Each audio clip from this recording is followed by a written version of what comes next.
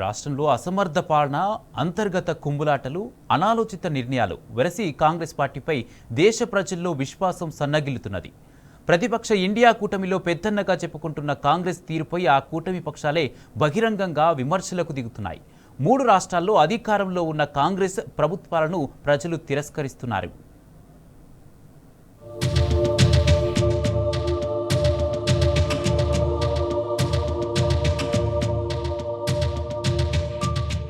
ప్రజాక్షేత్రంలో Congress party graph అంతకంతకు పడిపోతోందని అర్థమవుతుంది. దీన్ని ధృవీకరిస్తూ గత లోక్సభ ఎన్నికల్లో సెంచరీకి చేరువగా వచ్చిన కాంగ్రెస్ పార్టీ ఇప్పటికిప్పుడు లోక్సభ ఎన్నికలు పెడితే ఆ దరిదాపుల్లో కూడా వచ్చే పరిస్థితి లేదని తేటతెల్లమైంది. ఈ మేరకు India Today C Voter mood of nation పేరిట నిర్వహించిన తాజా సర్వేలో ఆసక్తికర విషయాలు వెల్లడయ్యాయి.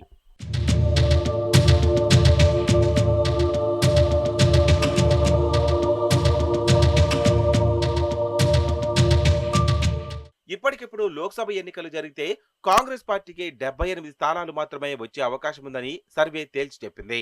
నిరుడు లోక్సభ ఎన్నికల్లో కాంగ్రెస్ సాధించిన 99 సీట్లతో పోలిస్తే ఇప్పుడు ఆ పార్టీకి ఏకంగా 21 స్థానాలు తగ్గే అవకాశం ఉన్నట్లు పేర్కొంది.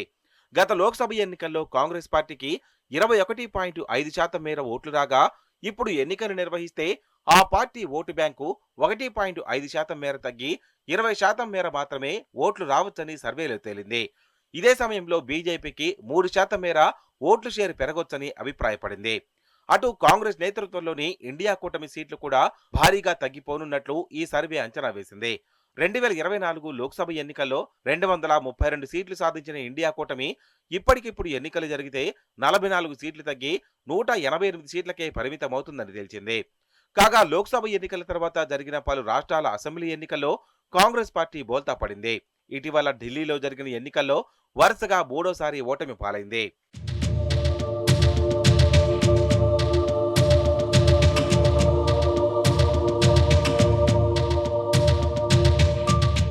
అటు తెలంగాణ సీఎం రేవంత్ రెడ్డి సహా కాంగ్రెస్ ముఖ్యమంత్రుల ప్రజాదరణ కూడా అంతంతే అని mood of the nation survey తేల్చింది. దేశంలో ప్రజాదరణ కలిగిన ముఖ్యమంత్రుల జాబితాలో 62.1%తో సిక్కిం సీఎం ప్రేమ్ సింగ్ తమాంగ్ ఉన్నారు. ఆ తర్వాత వరుసగా స్టాలిన్, హిమంత బిశ్వ శర్మ, భూపేంద్రభాయ్ పటేల్, చంద్రబాబు నాయుడు, మమతా బెనర్జీ, పెమా ఖండు, మాణిక్ సహా ఉన్నారు. వీరందరికీ 40% కంటే ఎక్కువ ప్రజాదరణ ఉన్నట్లు ఈ సర్వేలో వెల్లడైంది. కాంగ్రెస్ కు ఉన్న 3 ముఖ్యమంత్రుల్లో రేవంత్ రెడ్డి, సిద్ధరామయ్య, సుఖ్వీందర్ సింగ్ సుఖుకు ప్రజాదరణ కూడా దక్కలేదని సర్వేలో స్పష్టమైంది.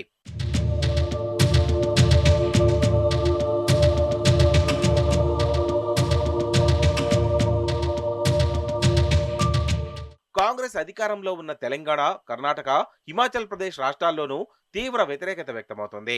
6 గ్యారంటీల పేరిట తెలంగాణ ప్రజలను మోసం చేసి అధికారంలోకి వచ్చిన హస్తం పార్టీ ఏడాది గడిచినప్పటికీ ప్రకటించిన గ్యారంటీలను అమలు చేయడం లేదు.